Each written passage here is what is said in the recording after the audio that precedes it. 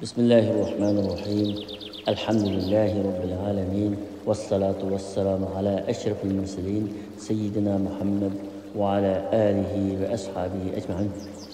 Hürmetli qarindoshlar, bugun fitrat haqida to'xtalamiz. Fitrat har qanday insonning tug'ilgan vaqtdagi tabiiy holati.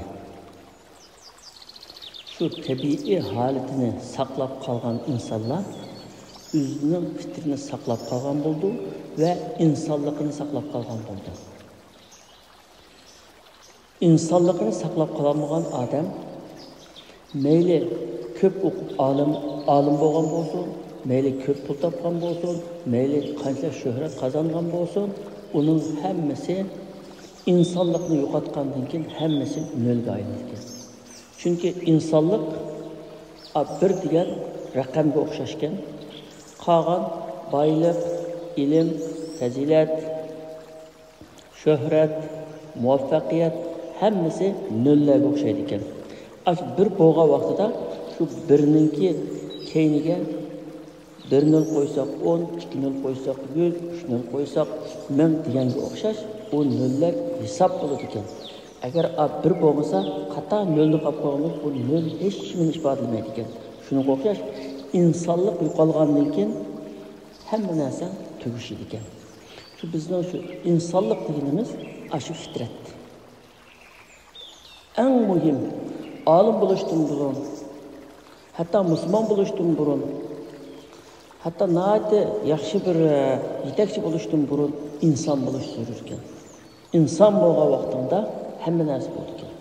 Bundaq bir qissa bor.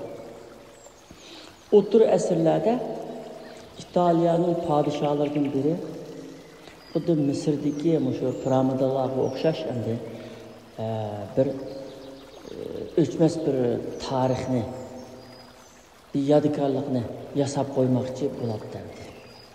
Shu chog'da bu o'ylab endi shu poytaxt shaharning kirishiga 2 dona rasm chizdirmoqchi bo'ladi. Biri Perishtaning rasmi, biri shaytonning rasmidir. Uni cho'ng hajmli qilib chizdirmoqchi ekan. Shundan mamlakat bo'yicha eng usta rassomlarni chaqiribdi. Rassomlarga shu taklifni beribdi. Eng oxir shu rassomlarning ustidan birisi ustiga epdi buni. Tamamen shunday qilaydi. Rassom uzun qolmay ko'chalarni, bozorlarni, mahallalarni aylanib yurib, ayda Perishtaga o'xshaydigan bir chiroy, bir simoni izlab yurib, eng oxiri 7-8 yoshlardagi bir balni uchirtibdi. Bu bala chiroyli, shunda umoq. Shuning bilan bu balaga "Uyang nerede balam? Ben ata-onangizga kurashmoqchi edim" deb so'rab uyga beribdi. Uyga berib, "Balangiz nayta umoq tatlikan.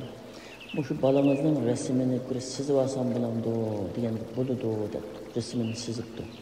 O rasmni chizib akirib, uni ashunda cho'ngaytib, shaharniki kirishiga uni qo'yibdi. Endi shaytonning rasmini chizish kerak ekan. Shaytonning rasmini chizish uchun bu odam yana izlanibdi. Ko'chalarni izlabdi, bozorlarni izlabdi. Chiqib odam boyaning hammasiga beribdi. Topolmabdi. Shaytonga o'xshatamabdi dekimdi. Ya'ni shaytonga o'xshaydigan vahshiy ko'rinishi, vahshiy bir odamni izlamoqchi bu. Shuni bilan turmalarga beribdi hatto. Eski odamni bo'lib qolsa, shularni bizi chiqib qolgan turmalarga beribdi. Psixik kasalliklar doktorxonalarga beribdi. Ana qahvaxonalarga, haraqxonalarga shunday yerlarga beribdi. Endi birasini bir shaytonga o'xshatamabdi. Shuni bilan shunday qilib yurib, bu ishdan biraz zerikkandek bo'libdi. U orliqda hamda biraz vaqt o'tabdi. Mamlakatning ichida ichki urush degandek bir ishlar o'tab, o podshohni buni unutib ketdi suylashni. O rassomni zerikib tashlaytibdi. Shuni bilan 20 necha yil o'tib ketdi. 20 necha yil o'tib ketgandan keyin davlatni tinchigandan keyin bu podshoh bu rasmning birini sizib birisi qilib qolgandir ras. Endi shu rassomni topayli, u rassom bo'lmasa boshqa rassomni topayli deb uni tepdi rassomni. Bakan odamlar shuni akirib Şu resimni tamamlamayan degan men topolmadim. Şu o'z vaqtida shunda izlab topolmay, ma odamni shaytonga o'xshatgan deb shaytonga o'xshatmay, shuni bilan men qilmagandim buni deganda, endi topsangmi topsa, topmasangmi topsa, shu resimni tamomlasang men 2 hassa ortiq sana ajrini berman, o'ziyat berman deytgan. Shundan bu odam cho'qim topmasam bo'lmayotgan deb, yana shu ko'chalarga tushgan, yana izlayotgan, yana izlaydi. Burun qanday izlagan bo'lsa, yana izlaydi ekan. Bir kun yana umidni uzib ketib qolsa, bir ko'chada, bir kashlikda ayna axlat to'ninki yanida bir adam 30-35 yoshda orasidagi bir adam aşağıda oturup çaşları çoğulup ketken ko'nlaklari, kiyimlari nazikir, yırtık, paskına, yüzleri şu topu çırayanda. Şunda ko'rinishlar qo'rqinchli qandi. Qo'rqinchli shunda bir adamni uchirgan. U bir haraq shishisini g'ajab o'tirgan. Da qishqa kelib simjilab qarab, "Yaxshimisiz?" deb ahvol so'rab, "Sizning rasmingizni bir chizib olsam bo'lamdi?" degan odamda turib ketdi. Ma'qul etgan. Rasmingizni chizsam men sizga tegishli bir haqqingizni beraman, o'sha deb o'tirib bergan bo'lsangiz degan. Ma'qul deb o'tiribdi. Şunu bilan o'tirgandan keyin bu ashning qarab rasmini chizgan. Rasmni chizib, resim tuzilib az qolgan vaqtida bu rasmni chizilgan odam o'tirib yig'lab ketganda, buluqlab yig'lab ketgan. Sonra bu ressam ya to'xtang, biroz sabr qilib tursangiz yapgan rasmni chizib bo'lib hozir bu yig'lab bunday qilsangiz rasm buzilib ketadi desa, yana bu yig'ish to'xtamayotgan, shunga sizning xumaringiz kelib qoldimi, yo ishkingiz kelib qoldimi, yo bir chekkingiz kelib qoldimi, nima bo'ldi? Bizdan ko'rpagan bo'lsangiz degan odam, siz meni tushunmadingiz, meni anda bitmani ko'rpagan ish emas. Men o'zimga yig'layapman. Chunki siz mashinadan 20 yil burun mening rasmimni farishta deb chizgandingiz. Hozir shu bola men shu. Meni hozir endi shayton deb chizayapsiz. Meni oila, jamiyat, do'stlar, shular meni shu holatga keltirib qo'ydi deydigan. Deganki bu rassomni qalamni tashlab yig'lab ketgan bu nuqta ta'siri. İkisi turib biroz soatgacha shunda yig'lashidi ekan. Endi bu qissadan endi insonning shu insonligini yo'qotgandan keyin ayda boshqa bir shunday bir shaytonga o'xshash bir maxluqqa aylanib qolganligi chiqadi. Alloh taolo Qur'on Karimda bizga amr qilib payg'ambar sallallohu alayhi vasallam deydiki: "Fa'aqim wajhaka lid-din hanifa fitratallohi allati fataran-nas 'alayha la tabdila li khalqillah zalika ad-dinul qayyim walakin aktharan-nas la ya'lamun." deydi. Yüzünü to'g'ri dinga qaratqin ki Alloh taolo insonlarni shu dinning ustida yaratdi. Ya'ni har qanday insonni shu dinning ustida yaratdi. Allohning yaratganini o'zgartirishga bo'lmaydi. Ya'ni Alloh yaratgan fitratni o'zgartsak, ziyon tortib o'zgartirishga bo'lmaydi. Bu to'g'ri din. Alloh tushirgan din to'g'ri din.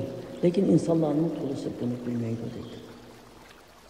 Payg'ambar sallallohu alayhi vasallam buni bayon qilib, har qanday inson, har qanday tug'ilg'ich, ya'ni har qanday bovoq fitrat ustiga tug'iladi. Ya'ni islomni qabul qiladigan holatda shuna pok bu fitratda tug'iladi.